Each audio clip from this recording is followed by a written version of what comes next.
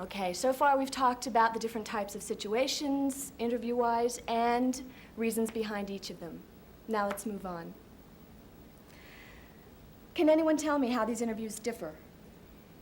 They occur in different situations, so different communication skills are needed.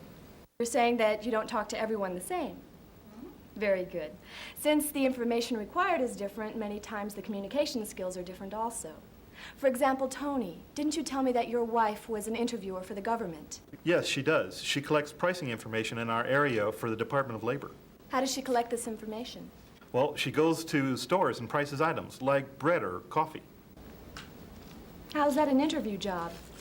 Well, when she first goes into the store, she has to explain to the manager or owner what it is she wants to do.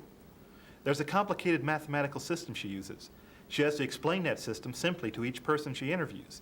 Then she has to get permission to come back again. She uses different interviewing techniques each time. She has to know enough about what the experts in Washington are doing with the information to answer all their questions. Do they ask her a lot of questions? Boy, do they. And she only works part-time at this. So she asks questions and she gets asked questions too. Do you know what her interview for this job was like? The district supervisor interviewed her. She said it was easy because she was well qualified with a background in statistics, psychology, and she was a people person. That means she likes to talk. Okay, so your wife was interviewed to get a job as an interviewer, and she conducts various types of interviews depending on the situation, plus the people she interviews may ask her questions also.